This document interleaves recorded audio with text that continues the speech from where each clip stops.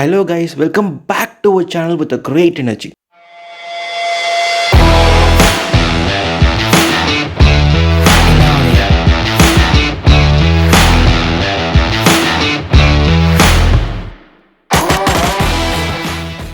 So last 2 வீடியோஸில் நம்ம type declaration instruction and arithmetic இன்ஸ்ட்ரக்ஷனை பற்றி ஃபுல் டீட்டெயிலாக பார்த்துருந்தோம் இல்லையா?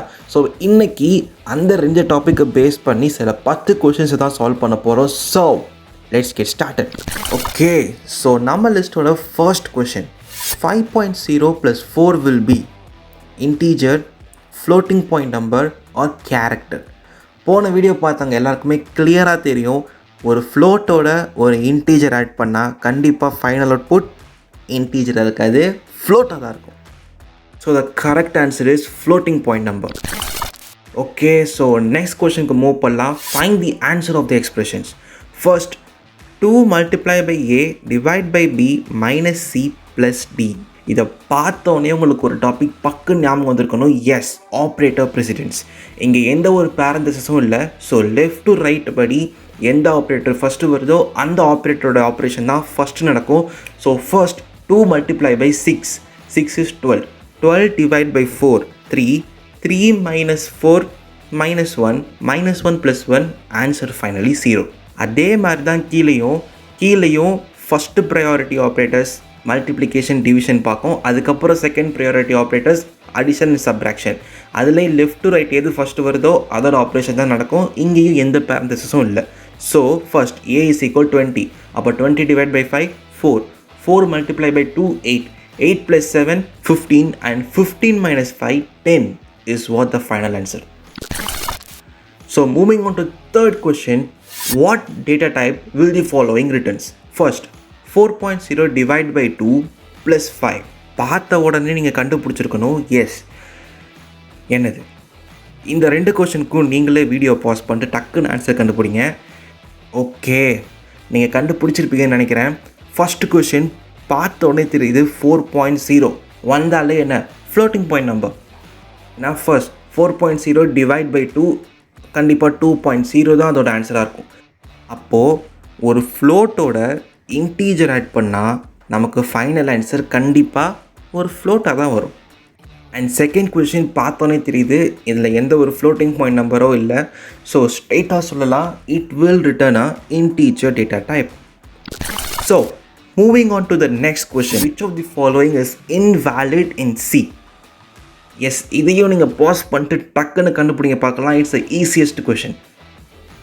ஓகே, நீங்கள் ஆன்சர் கண்டுபிடிச்சிருப்பீங்கன்னு நினைக்கிறேன். First and second are the answer.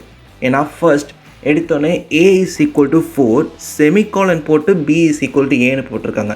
But அந்த bயை டிஃபைன் பண்ணவே இல்லை. So first is invalid. Second, character v is equal to single கோட்ஸில் ஒரு ஸ்ட்ரிங்கை டிஃபைன் பண்ணியிருக்காங்க. ஒரு சிங்கிள் கோட்ஸில் ஒரே ஒரு ஆல்ஃபபெட் மட்டும்தான் இருக்க முடியும்னு நம்ம ஏற்கனவே பார்த்துட்டோம். ஸோ ஒரு வேர்டை சிங்கிள் கோட்ஸில் டிஃபைன் பண்ணக்கூடாது, அதுக்கு நம்ம மல்டி கோட்ஸ் யூஸ் பண்ணோம். ஸோ இதுவும் தப்பு. And finally third, int a is equal to 5 × 3. இப்படி நம்ம டிஃபைன் பண்ணலாமா? அஃப்கோர்ஸ் பண்ணலாம். Comma b is equal to 4, comma c is equal to a - b. So இங்கே செமிகாலன் யூஸ் பண்ணல, கமா யூஸ் பண்ணியிருக்காங்க. ஸோ எல்லாமே இன்டீஜர் டேட்டா டைப்பில் தான் வரும். இங்கே இன்டீஜரோட ஒரே லைனில் நீங்கள் a, b and c is equal to a - bன்னு டிஃபைன் பண்ணால் கூட எந்த தப்பும் இல்லை. So it is valid. So கரெக்டான ஆன்சர் தேர்ட் ஒன் மட்டும்தான். So moving on to the next question, நம்ம லிஸ்ட்டோட 5th கொஷனுக்கு வந்துட்டோம். Find the output of the program. Okay, so இங்கே a is equal to 6, b is equal to 2 and c is equal to a divide by bன்னு கொடுத்துட்டாங்க. So ஸ்ட்ரெயிட்டாக நம்ம division பண்ணிடலாம். 6 divide by 2 of course 3 and printf %f, c. So answer என்ன வரும்? இதில் யோசிக்க என்ன இருக்குது? கண்டிப்பாக ஆன்சர் 3 தான் வரும். கண்ணை மூடிக்கிட்டு சொல்லலான்னு நினச்சிங்கன்னா இது வர்றோம். ஏன்னா ஏவும் பியும் தான் இன்டீஜரில் இருக்குது, சி இஸ் இன் ஃப்ளோட். அப்போது ஃபைனல் ஆன்சர் ஒரு ஃப்ளோட்டில் தான் வரும். அதனால தான் %f போட்டிருக்காங்க printf ஃபங்க்ஷனுக்குள்ளே. So answer will be 3.0. நம்ம பெரிய டஃப்பான லாஜிக்கல் ப்ரோக்ராம்ஸ் கூட ஈஸியாக பண்ணிடலாம். ஆனால் இந்த மாதிரி சில சப்பையான ப்ரோக்ராமில் தான் மேஜராக மிஸ்டேக் பண்ணுவோம். ஸோ ஒரு பாயிண்டில் கூட உங்கள் ஆன்சர் மாறும், பார்த்துக்கோங்க. So moving on to the 6th question. இது ஒரு இன்ட்ரெஸ்டிங்கான கொஷின். எஸ், சிம்பிள், எதுவுமே இல்லை. printf percentage t percentage t percentage t percentage t. அதோட functions first 20 modulo 3, -20 modulo 3, -20 modulo -3, -20 modulo -3. இதோட ஆன்சர் என்ன வரும்? இது interesting question, but easiest question. கண்டுபிடிங்க பார்ப்போம். எஸ், நீங்கள் கண்டுபிடிச்சிட்டிங்கன்னு நினைக்கிறேன். போன வீடியோ பார்த்தவங்களுக்கு கண்டிப்பாக தெரிஞ்சிருக்கும், மாடுலோ ஆப்ரேட்டர் எப்பயுமே நியூமரேட்டரில் இருக்கிற சைனை மட்டும்தான் பார்க்கும், டினாமினேட்டரில் ஏதாவது சைன் இருந்தால் அதை பார்க்காது. ஸோ இங்கே நீங்கள் இன்டீஜராகவே கன்சிடர் பண்ணிக்கிட்டாலும் 20 / 3 6, -6, -6, -6 இதான் அவங்க ஆன்சராக இருக்கும். ஓகே, ஸோ ஒருவேளை நீங்கள் ஆன்சர் தப்பாக யோசிச்சிருந்தீங்கன்னா போன வீடியோ ஒரு வாட்டி செக் பண்ணி பாருங்கள். அங்கே நான் அந்த டாப்பிக்கை ரொம்ப ஈஸி வேலை டிஃபைன் பண்ணியிருப்பேன். ஸோ உங்களுக்கு ஈஸியாக புரியும். So moving on to the 7th question of a list. இங்கே சேம் அவுட்புட் தான் கண்டுபிடிக்கணும். int x, y, z. z is equal to x plus y. printf percentage t, z. Okay, so what will be the answer? x plus y.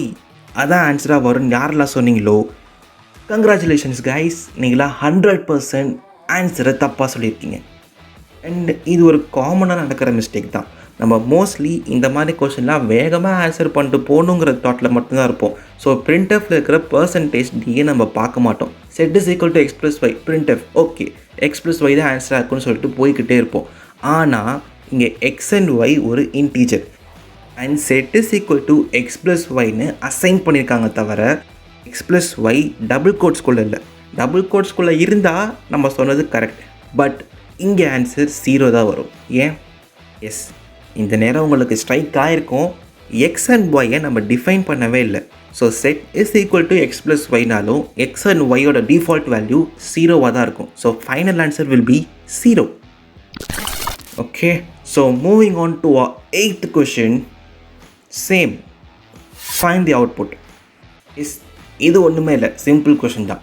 a is equal to 7, b is equal to 2 and c is equal to a modulo b. மாடுலோனா அப்போ remainder கண்டுபிடிக்கணும். So 7 divided by 2, remainder of course 1. So 1 will be your answer and floatல இருக்குது. So 1.0 will be your answer. நீங்கள் நினச்சிங்கன்னா very good, நீங்கள் float and இன்ட்டோட ஆப்ரேஷனை கரெக்டாக பார்த்துருக்கீங்க. பட் மாடுலோ ஆப்ரேட்டரோட ஒரு ரூலை மறந்துட்டீங்க. மாடுலோ ஆப்ரேட்டர் எப்பயுமே ஃப்ளோட்டுக்கு ஒர்க் ஆகாது.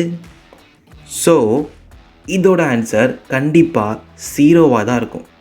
ஒருவேளை ஏவும் சியும் இன்டீஜராக இருந்துச்சுன்னா கண்டிப்பாக ரிமைண்டர் 1 வந்திருக்கும். பட் இன் திஸ் கேஸ் நம்ம ஞாபகம் வச்சுக்க வேண்டிய ஒரு point, modulo operator float data டைப்பில் எப்பயுமே ஒர்க் ஆகாது. ஸோ இதை நம்ம எக்ஸிக்யூட் பண்ணி பார்த்தோம்னா கம்பைலர் எரர் தான் காமிக்கும். So moving on to a last before question. Hey, இதுதான் ஏற்கனவே பார்த்துட்டோமே. இது sorry man, it's a repeated question.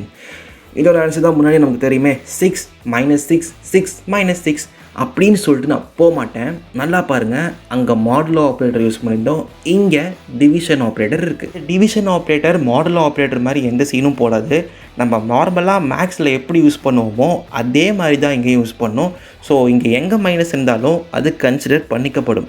அப்போது ஆன்சர் 6 -6 -6 அண்ட் 6 தான் வரும். ஏன்னா மேலே கீழே மைனஸ் இருக்குது, அப்போ ரெண்டும் கேன்சல் ஆகிடும். ஸோ இது ஒரு நார்மல் மேத்தமெட்டிக் கால்குலேஷன் தான், இதில் அவ்வளோவா டஃப் எதுவும் இல்லை. ஸோ நெக்ஸ்ட் கொஷனுக்கு மூவ் பண்ணலாம். So moving on to a final question. Character a, b, c. a is equal to capital A, b is equal to capital B, c is equal to a plus b. printf percentage d, c. இங்கே தான் நமக்கு ASCII concept introduce ஆகுது. ஏற்கனவே பார்த்துருக்கோம், நமக்கு பார்க்க வார்த்தையாக தெரிஞ்சாலும் பின்னாடி அந்த வார்த்தை ஒரு நம்பராக தான் இருக்கும் கம்ப்யூட்டருக்கு. ஸோ ஒவ்வொரு லெட்டருக்கும் ஒவ்வொரு நம்பர் இருக்கும். இந்த நம்பர்ஸை தான் நம்ம ASCII கோட்னு சொல்லுவோம். அதாவது American standard code for information interchange. இதோட டெஃபினிஷன் இது அப்ரிவேஷன்லேயே வந்துருச்சு. Smaller and low power computer இந்த மாதிரி ஒரு கோடை வச்சு தான் டேட்டா ட்ரான்ஸ்ஃபர் பண்ணும். இந்த ASCII letters mostly English alphabets and சிம்பிள்ஸை ரெப்ரசென்ட் பண்ணுறதுக்கு யூஸ் ஆகும். இதே மாதிரி இன்னொரு வார்த்தை இருக்குது, தட் இஸ் இஸ்கி.